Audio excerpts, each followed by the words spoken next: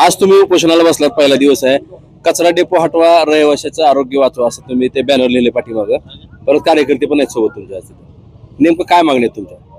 आमचं म्हणणं आहे की लोकवस्तीत असलेला कचरा डेपो स्थलांतरित करण्यात यावा. त्या ठिकाणचे जे नागरिक आहेत त्यांना दिलासा देण्यात यावा.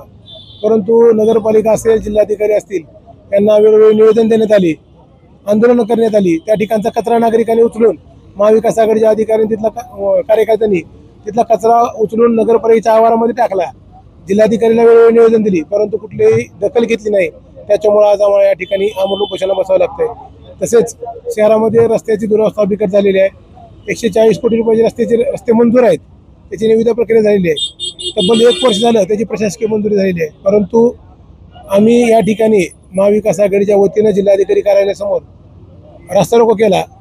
माननीय मुख्याधिकारी यांनी आम्हाला लिखित दिलं होतं की 28 फेब्रुवारी रोजी आम्ही प्रत्यक्षामध्ये याची कामं चालू होतील. परंतु आज फेब्रुवारी महिना संपून 2 महिने होत आहेत, परंतु शहरात अजून कामं चालू झाली नाहीत. आमचं एकच म्हणणं आहे की शहरातील रस्ते तात्काळ चालू व्हावेत व कचरा डेपो स्थलांतरित करण्यात यावा.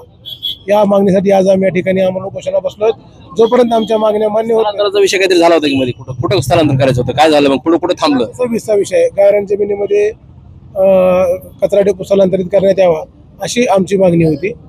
परंतु त्याच्यावर कुठलीही कारवाई झालेली नाही. कुणी अडवलं ते? हे आता सगळं प्रशासनाच्या हातात आहे ना. प्रशासनाने ठरवायचं. समजा त्यांना जिथे योग्य वाटते कचरा डेपो, समजा आमचं म्हणणं असेल किंवा ज्या ठिकाणी लोकवस्ती नाही अशा ठिकाणी तो कचरा टाकण्यात यावा, जेणेकरून लोकांनाही त्याचा त्रास होऊ नये, असं आमचं म्हणणं आहे. प्रशासनाने ठरवावं की ही जागा कुठं उपलब्ध करून घ्यायची आणि कचरा डेपो कुठं स्थलांतरित. कोण कोण उपोषणाला होता? या ठिकाणी आमचे सहकारी युवासेनेचे शहर प्रमुख रवींद्र वाघमारे व मी, आम्ही दोघं या ठिकाणी उपोषण करत आहेत. आणि आमच्यासोबत या ठिकाणी महाविकास आघाडीचे सर्व पदाधिकारी, कार्यकर्ते या ठिकाणी उपस्थित आहेत. किती दिवस करणार उपोषण तुम्ही आता? जोपर्यंत हा प्रश्न मार्गी लागत नाही तोपर्यंत आम्ही उपोषणाला ठाम आहेत. आज तुम्ही उपोषण आहे, आज पहिला दिवस आहे. तुमच्या मागण्या आहेत कचरा डेपो हलवा आणि रस्त्याचं जे काम मंजूर आहे ते रस्त्याचं काम तात्काळ मार्गी लावा. काय सांगा, पहिला दिवस आहे आज?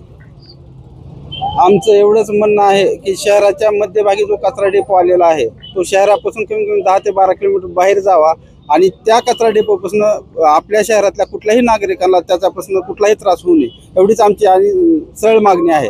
पण वारंवार नगरपालिकेतील मुख्याधिकारी साहेबांना, कलेक्टर साहेबांना आम्ही निवेदन देऊन त्याच्यावर कुठलाही मार्ग न निघाल्यामुळे आज आमचा आमरण उपोषणाचा पहिला दिवस आहे. कचरा डेपो परिसरात नेमकं काय, कुठं आता जो कचरा डेपो आहे तो कुठं आहे आणि त्याच्यामुळे काय नुकसान होत आहे?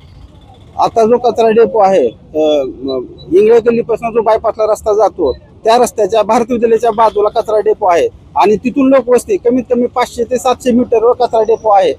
लोकवस्ती 500 ते 700 मीटर आहे.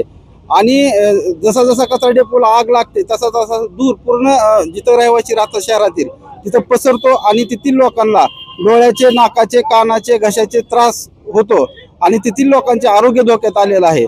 आणि एक वेळेस तुम्ही ग्राउंड रिपोर्टवर जाऊन बघावं आणि तिथली सत्य परिस्थिती लोकांसमोर आणणं गरजेचं आहे.